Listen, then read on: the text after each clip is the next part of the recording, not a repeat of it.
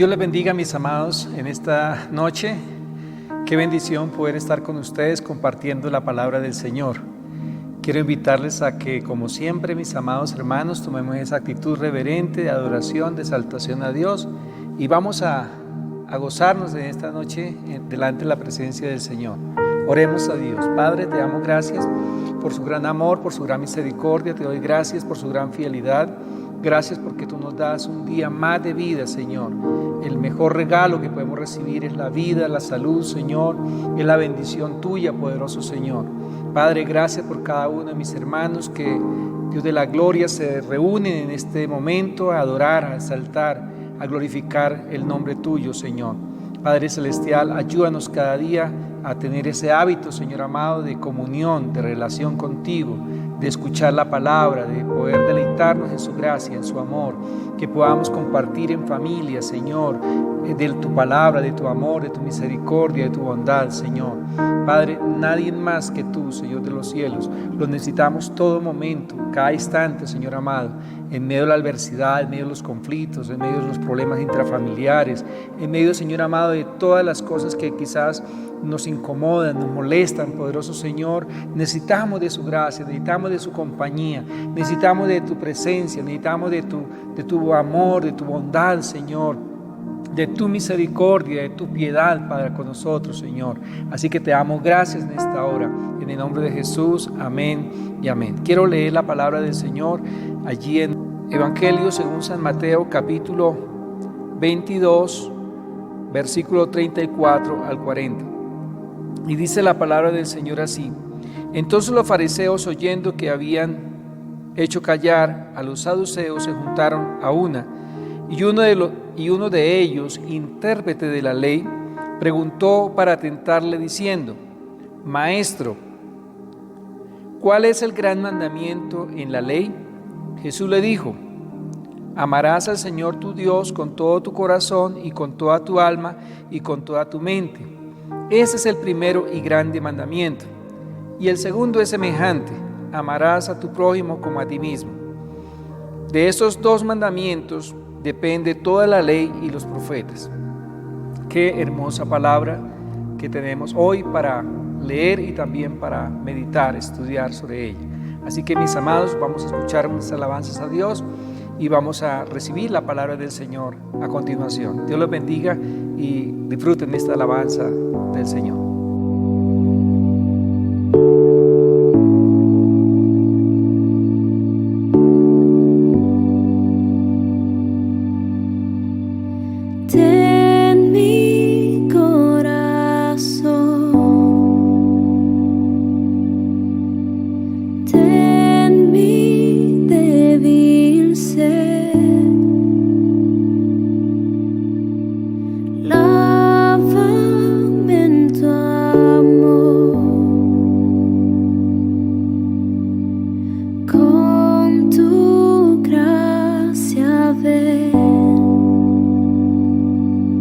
Aunque no haya fuerza en mí, te alabo.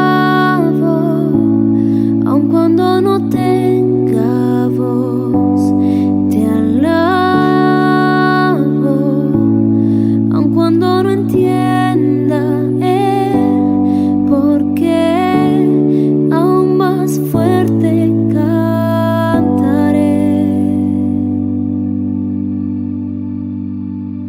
Tu alabanza cantaré.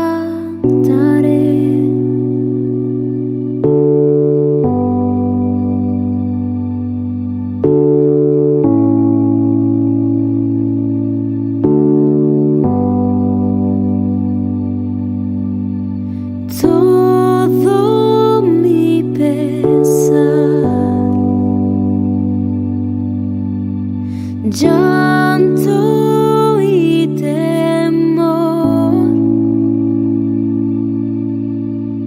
tómalo, Señor. Tú me sostendrás.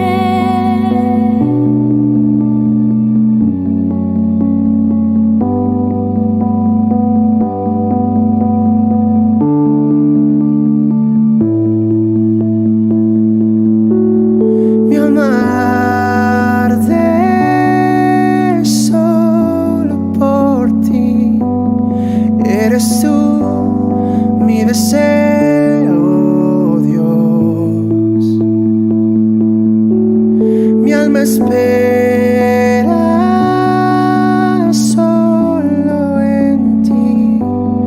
Cantaré hasta el amanecer. Mi alma arde solo por ti. Eres tú mi deseo, Dios. Mi alma espera solo en ti. Cantaré, mi milagro veré.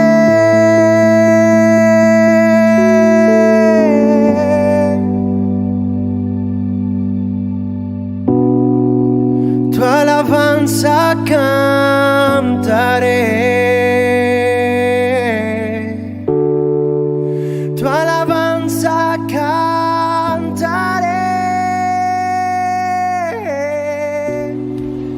Tu alabanza cantaré.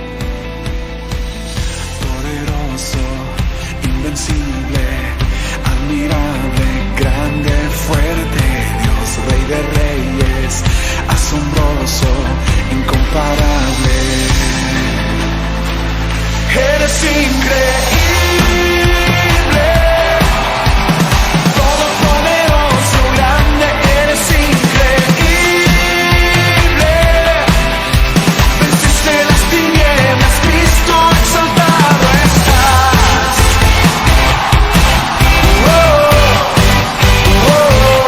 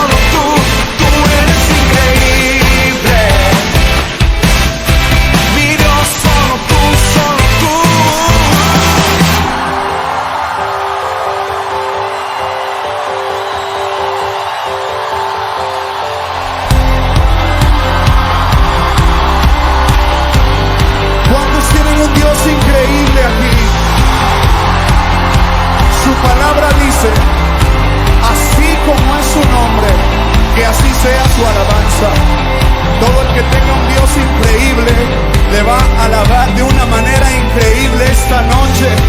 Alguien dice amén.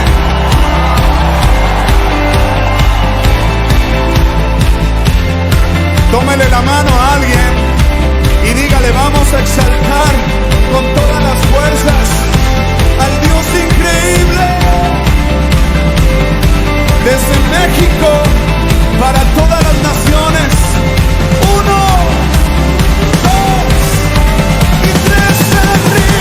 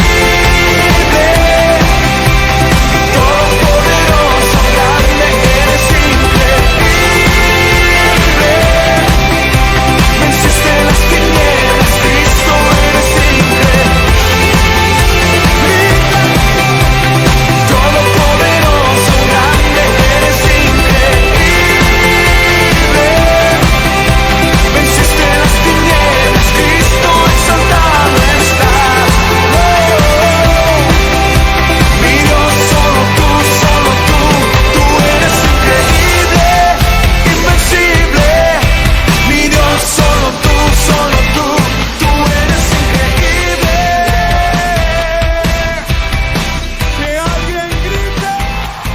Bueno, mis amados, qué bendición poder haber disfrutado de este tiempo de alabanza con el Señor. Vamos a recibirle entonces la palabra del Señor en esta noche y vamos a tomar nuevamente el texto que teníamos inicialmente, y quiero centrarme sobre todo la respuesta que le dio Jesús a este hombre intelectual, intérprete de la ley, y realmente qué nos quiere decir el Señor. Entonces, Mateo capítulo 22, versículo 37 dice la palabra del Señor. Jesús le dijo: amarás al Señor tu Dios con todo tu corazón, con toda tu alma y con toda tu mente. Este es el primero y grande mandamiento. Oremos al Señor. Padre, te damos gracias en esta hora por su gran amor, te damos gracias por su gran misericordia, te damos gracias por su gran fidelidad. Te pedimos que tu palabra sea ahora hallando cabida en cada corazón, en cada uno de tus hijos, poderoso Señor. Te pedimos, Señor amado, que tú nos bendiga con esta palabra, que tú nos enseñe, que tú nos edifiques, Señor, que tú nos exhortes, Señor, que tú también nos guíe, poderoso Dios, nos edifique con tu palabra. Señor, gracias te damos, Dios de los cielos, en el nombre de Jesús, amén y amén. Quiero hablar acerca de una necesidad que tiene el hombre, y es saber algo con respecto a la salvación. Entonces yo le he titulado necesidad de salvación. Como nosotros podemos ver en las Escrituras, en este pasaje que leímos, que había un intérprete de la ley, un hombre importante, un escriba, una persona que conocía profundamente las Escrituras, se acercó a Jesús y dice que por tentarle. O sea, ¿qué quiere decir? Que él se acercó a Jesús con pleno conocimiento de causa respecto a lo que Dios demanda para la salvación. A mí en lo personal me han preguntado personas: bueno, pastor, ¿y realmente en qué consiste la salvación? ¿Qué se necesita para ser salvo? Creo que es la pregunta de muchas personas, es la inquietud de muchas personas. ¿Qué necesito yo para ser salvo? Porque a veces estamos haciendo una cantidad de prácticas, estamos haciendo una cantidad de rituales, asistimos a la iglesia, hay gente que no conoce de Dios, pues peor, pero hay gente que conoce ya del Evangelio y aún todavía siguen con la pregunta: ¿qué debo hacer para ser salvo? Y entonces acudimos a muchas cosas para tener ese beneficio de la salvación y de la vida eterna. Y eso genera inseguridad y eso genera inestabilidad. ¿Por qué? Porque primeramente podría decir que realmente en contraste a este intérprete de la ley, realmente la gente que nunca ha tomado una Biblia en sus manos, que nunca la ha leído, que nunca la ha estudiado, pues obviamente tienen todas las razones lógicas para poder hacerse en esta pregunta, decir, y bueno, ¿y qué debo hacer para ser salvo? ¿O cómo puedo yo alcanzar la salvación? ¿O de qué manera voy a obtener la salvación? Entonces es válida para estas personas que nunca han cogido una Biblia que hagan este tipo de preguntas. Pero si nosotros hemos sido estudiantes de la palabra, hemos estado indagando, investigando, conociendo con respecto de qué debo hacer para ser salvo, yo creo que nosotros ya debemos tener claro cuál es el propósito realmente y cuál es el anhelo y cuál es el deseo de Dios para con su pueblo, para con la humanidad, de qué debe hacer para ser salvo. Entonces quiero que vayamos a las Escrituras para que sea la palabra la que nos enseñe, nos ilustre realmente qué es lo que debemos hacer para ser salvos. Dice aquí en este caso el relato que nos está presentando el Evangelio de Mateo, en este capítulo 22, dice claramente que le hacían a Jesús muchas preguntas precisamente de este tipo, de esta índole, preguntándole a Jesús qué va a hacer, cómo debo hacer. Estaban con Jesús y todavía tenían muchas inquietudes y vamos a ver cuál es la respuesta. Entonces dice que un intérprete le preguntó a Jesús para probarle. O sea, ¿qué quiere decir? Que realmente el conocimiento que él tenía no estaba ajustado realmente a la intención propia de verdad de ser salvo, sino que solamente era por probarle. Él sabía que Jesús ya estaba muy cerca de aproximada de su juicio, estaba pronto a ir a la cruz, o sea que él realmente no le interesaba tanto lo que Jesús pudiera decir con respecto a esto, pero sin embargo Jesús le dio una respuesta muy acertada que esperemos que realmente haya podido hacer mella en su corazón. Y lo que Jesús resalta allí, como lo leímos, Jesús le dijo: amarás al Señor tu Dios con todo tu corazón, con toda tu alma y con toda tu mente. Y me gusta lo que dice ahí: este es el primero y grande mandamiento. Y el segundo es semejante: amarás a tu prójimo como a ti mismo. Dice: de estos dos mandamientos depende toda la ley y los profetas. Prácticamente Jesús hace una síntesis de toda la ley de los profetas en este solo mandamiento. Entonces está muy clara la respuesta, muy sencilla la respuesta para todos nosotros. ¿Qué debemos hacer o cómo podemos nosotros obtener la salvación? Es amando a Dios con todo el corazón, con todo el alma, con toda la mente. En otra parte dice con todas las fuerzas. Mis amados, eso es todo lo que debemos hacer nosotros. Cuando nuestro amor no se centra en Dios, cuando nuestro amor no se centra realmente en la palabra, en el Evangelio, pues déjeme decirle que nosotros estamos lejos de la salvación. Pero si nosotros amamos a Dios como lo enseña la Escritura y realmente nosotros sabemos establecer prioridades en nuestra vida y realmente Él es el primero y lo amamos y realmente lo amamos como lo dice ahí, con todo el alma, con toda la mente y con todo el corazón, con todas las fuerzas, ese realmente es el requisito para la salvación y para la vida eterna. Quien no ama a Dios difícilmente va a tener la salvación y la vida eterna. Así que el amor a Dios es el primero y grande mandamiento, y la suma de todos los mandamientos se resume en esta expresión. Así que nuestro amor a Dios debe ser, en otras palabras, con mucha sinceridad, no de palabra, no de lengua solamente. Es muy normal, muy coloquial ver a la gente diciendo yo amo a Dios, o quizás expresarlo de muchas formas, incluso hacen muchas cosas para tratar de mostrar el amor a Dios, pero realmente lo estamos haciendo sinceramente. De verdad hay una pasión. ¿Cómo podemos nosotros demostrar que hay pasión por las cosas de Dios, que amamos a Dios de verdad? Déjeme decirle, cuando tú no amas las cosas creadas por Dios, sino al Creador.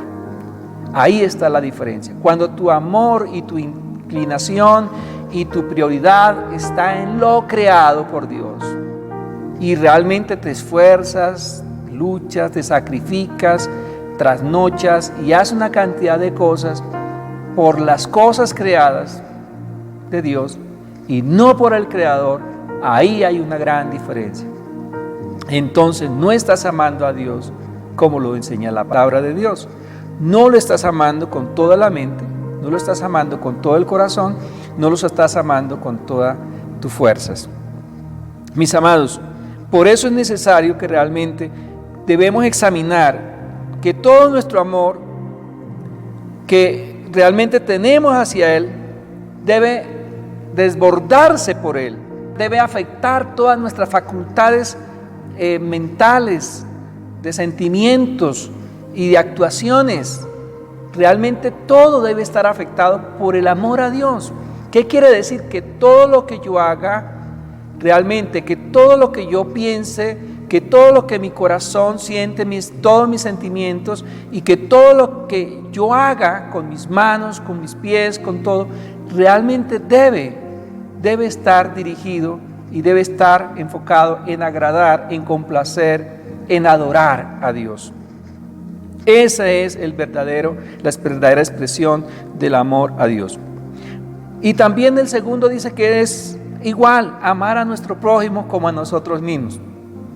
Es fácil de pronto amar a otra persona, es fácil de pronto amar a otro ser similar a nosotros.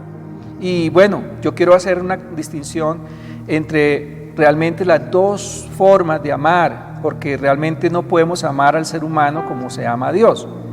A Dios se le ama cuando lo adoramos, o sea, la verdadera expresión o la máxima expresión de nuestro amor a Dios es la adoración a Dios. Cuando realmente no solamente amamos, sino adoramos a Dios. Ahí está la diferencia. Adoramos al Señor, a Él se le debe amar y se le debe expresar es con adoración, con reverencia, con temor, con temblor, dice la palabra. Realmente ahí estamos adorando a Dios. Y al prójimo ya no lo adoramos, sino que ya realmente a Él lo honramos. Una manera de amar al prójimo es honrándolo, respetándolo, es dándole su lugar. Esa es la manera de respetar, de amar al prójimo, es con la honra, ¿verdad? Dándole un lugar, dice el mismo Señor Jesús, estimando a los demás como superiores a nosotros mismos. Eso es una manera de honrar a las personas. Entonces, a Dios se ama adorándolo y a la humanidad y a las demás cosas creadas se aman honrándolas. Hay un amor propio que realmente toda persona posee después de la caída del hombre, que realmente fue corrompido o ese amor fue corrupto a raíz de precisamente el pecado más grande, al despreciar a Dios y amar lo que está fuera de su lugar. Recordemos que claramente, ahorita más, luego lo vamos a ver a la luz de las Escrituras, qué fue lo que ocurrió y por qué el hombre se desvió. Por tanto, el que ama a Dios, dice, debe amar al prójimo como realmente se ama a sí mismo. Hay un amor propio que es corrupto. ¿Por qué digo que es corrupto? Porque realmente no nos importa pasar por encima del otro, no nos importa realmente causar los daños, los estragos en otra persona, con tal de realmente yo poder estar satisfecho, complacido, contento. Y ese es un amor realmente corrompido, corrupto, lleno de maldad. Pero el Señor nos manda a amar al prójimo como a nosotros mismos. Quiere decir que realmente así como me amo yo y así como establezco prioridades para mí y busco todo lo bueno para mí y quiero todo lo mejor para mí, también debo desearlo para Dios, debo desearlo para mi prójimo. Es lo que la palabra del Señor nos enseña. Yo quiero que leamos aquí algunas referencias bíblicas con respecto a lo que habla del Señor acerca de este mandamiento. En Deuteronomio capítulo 6, versículo 4, dice: escucha, oh Israel, el Señor es nuestro Dios, el Señor uno es. Entonces encontramos aquí claramente que aquí ya está Dios sentando un precedente. Está diciéndonos que hay un solo Dios verdadero, pero que está manifestado obviamente a través del Padre, del Hijo y del Espíritu Santo, tres personas diferentes, un solo Dios verdadero. ¿Y cómo debemos amar a ese Señor, a ese Dios todopoderoso, a ese único Creador? Dice la palabra del Señor en Deuteronomio 6:5: amarás al Señor tu Dios con todo tu corazón, con toda tu alma y con toda tu fuerza. Ahí encontramos la base prácticamente de lo cual el Señor Jesús tomó como referencia para responder a este escriba, a este fariseo que se le acercó a él, a este intérprete de la ley que se le acercó a él para preguntarle qué debía hacer para ser salvo. Ya estaba establecido desde la antigüedad en los mandamientos de Dios que debemos amar a Dios con todo el corazón, con todo el alma y con todas las fuerzas. También Deuteronomio 10:12 dice: ahora Israel, ¿qué requiere de ti el Señor tu Dios? Sino que temas al Señor tu Dios, que andes en todos sus caminos, que le ames y que le sirva al Señor tu Dios con todo tu corazón y con toda tu alma. Aquí ya está ampliando el concepto de qué debo hacer para ser salvo, y aquí está ampliando el concepto de ese amar a Dios, y está diciéndonos que primeramente que debemos temer al Señor. ¿Qué requiere del Señor? ¿Qué requiere de ti el Señor tu Dios? Dice, sino que le temas al Señor tu Dios. Entonces, ese amor debe ir acompañado de temor, de esa adoración reverente a Dios. Y en segundo lugar, dice que ande en todos sus caminos. O sea, ¿qué quiere decir? Que todo lo que hagamos, que todo lo que actuemos, que en todo nuestro transitar, nuestro peregrinaje en esa tierra, que sea honrado el Señor en todos los caminos. Dice que le ames y que le sirvas, oiga bien, que le ames y que le sirvas al Señor tu Dios con todo tu corazón y con toda tu alma.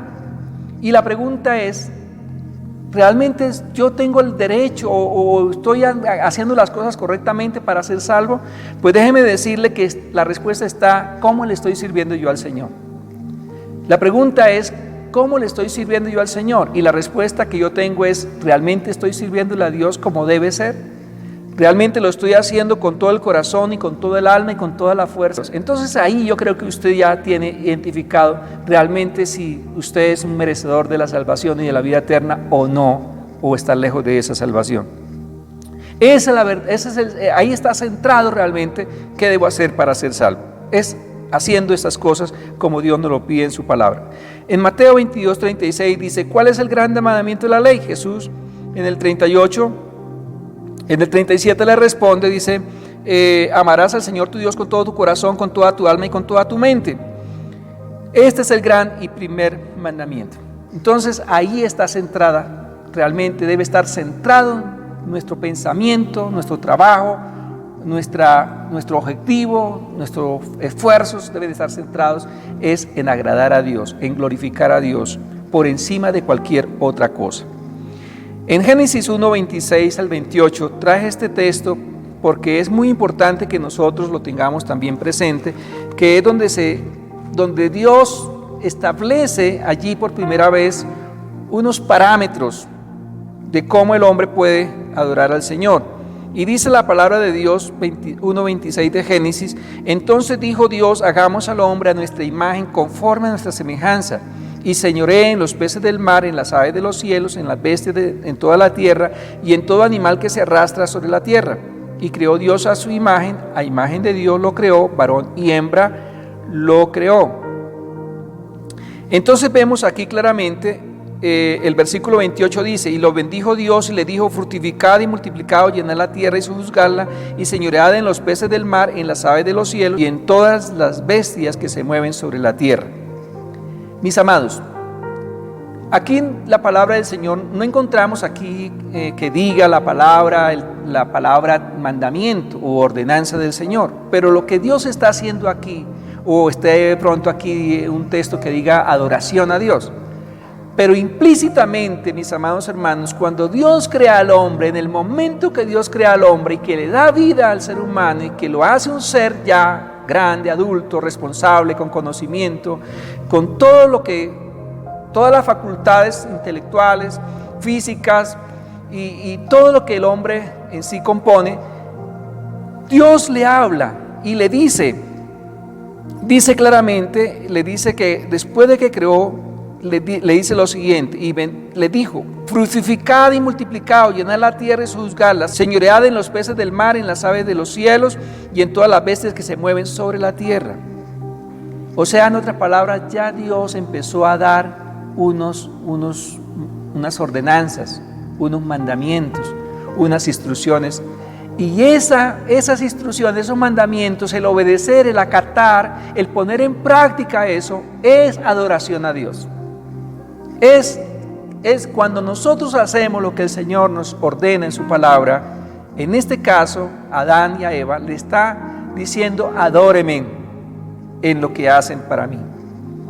Adórenme en la obediencia, adórenme en la sumisión, porque cuando nosotros hacemos lo que Dios nos pide que hagamos, pues no es otra cosa que obediencia, es acatamiento a la instrucción, a la orden del Señor. Entonces, encontramos que el hombre fue hecho último de todas las criaturas. Este era un honor y un favor para él. Sin embargo, el hombre fue hecho el mismo día que las bestias. Ese mismo día que las bestias fueron, ese mismo día Dios creó al hombre. Pero hay una distinción entre el hombre, porque hoy en día se trata de equiparar al hombre con las bestias, aunque realmente el hombre actúa como una bestia. Pero realmente no es el hombre una bestia, porque Dios le dio unas facultades especiales al hombre. Su cuerpo estaba hecho de la misma tierra que los animales, mientras que él estaba en el cuerpo, el que habita la misma tierra con ellos. Obviamente Dios no iba a permitir que el hombre fuera igual o semejante a las bestias. ¿Por qué? Porque Dios hizo al hombre a imagen y semejanza de Dios, cosa que no fue con lo cual Dios creó a los animales o a las bestias. Eso hace diferente al hombre. O sea, en otras palabras, el hombre es un ser racional, es un ser intelectual, es un ser pensante, no las bestias.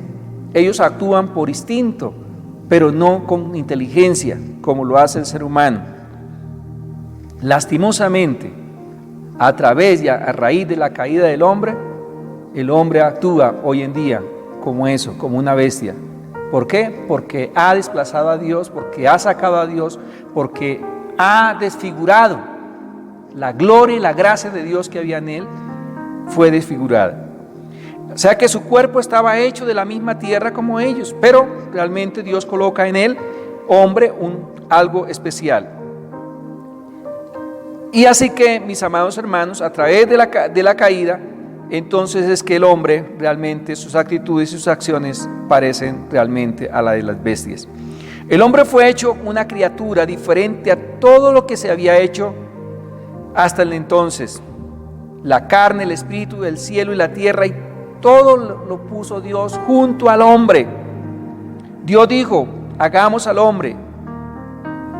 El hombre, cuando fue hecho, era para glorificar al Padre, al Hijo y al Espíritu Santo. Dentro de ese gran amor a Dios Padre, dentro de ese gran amor a Dios Espíritu Santo, al Hijo, nosotros también fuimos bautizados en esa misma comunión. Recuerde que el Señor Jesús, cuando dio la instrucción, dicen: sean bautizados en el nombre del Padre, del Hijo y del Espíritu Santo, porque realmente es importante entender que los tres formaron parte de esta creación.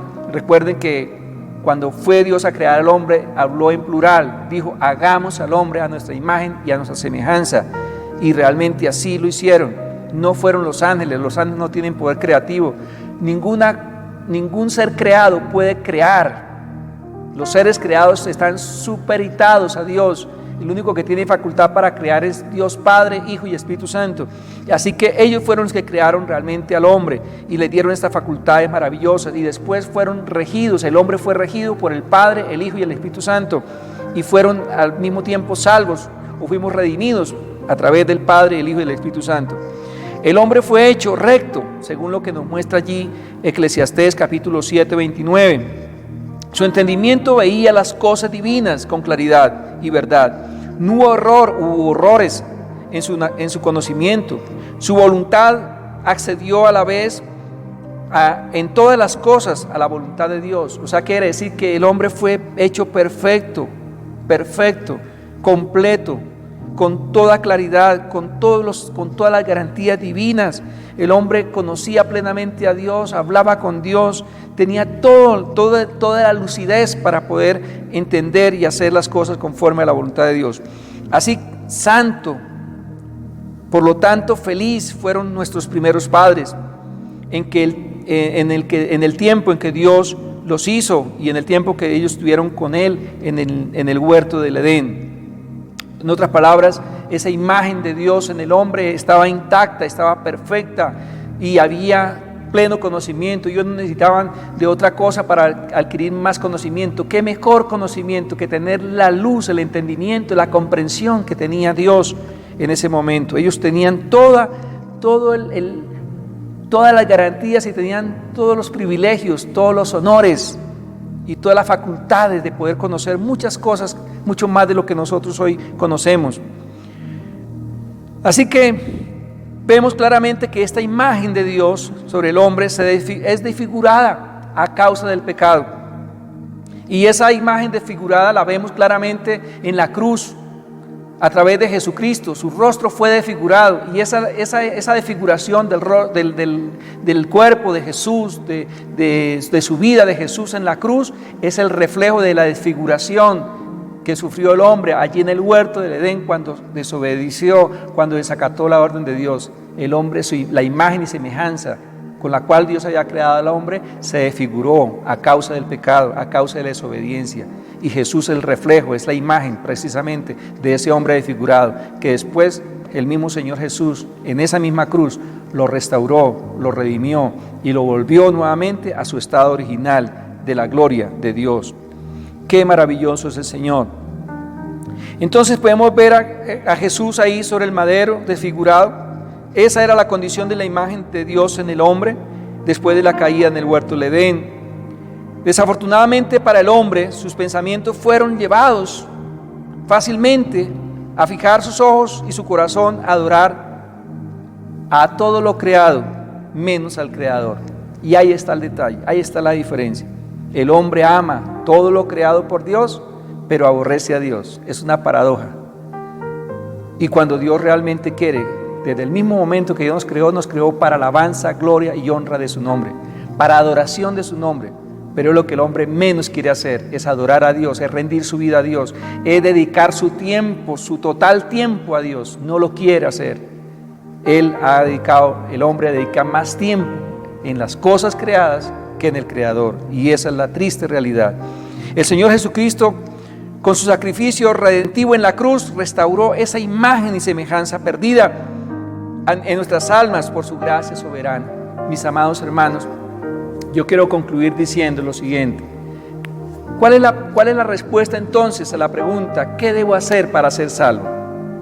¿Qué necesito hacer?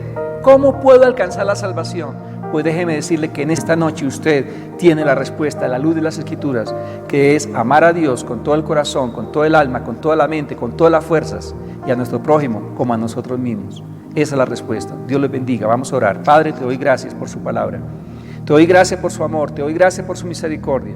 Que después de esta pandemia, Señor, que después de que salgamos, Señor amado, Dios mío, de esta situación, Padre Celestial, en que estamos, Señor de la gloria, en esta situación compleja, difícil, Señor de la gloria, de aislamiento, Señor. Te pedimos, poderoso Señor, que tú nos ayude, que tú nos guarde, que tú nos protejas, Señor amado, Padre Celestial, y que podamos amar más a ti, poderoso Dios, que es el creador de todas las cosas y no las cosas creadas, Señor. Que podamos invertir ese orden, Señor amado, que podamos dedicar más tiempo a ti, a tu palabra, al evangelio, al servicio, Señor amado, a ti, poderoso Señor, que honremos la obra tuya, Señor amado, que seamos generosos, Señor amado, con tu obra, Padre, que nunca dejemos de diezmar, que nunca dejemos de ofrendar, que nunca dejemos de servir, que nunca dejemos de predicar a las demás personas que no conocen de ti, Señor, que siempre expresemos el amor al prójimo, poderoso Dios, Señor amado, y sobre todo que te amemos a ti, Señor amado, con adoración, con sinceridad, con rectitud, Señor de la gloria, en el nombre de Cristo Jesús. Oramos y te damos gracias.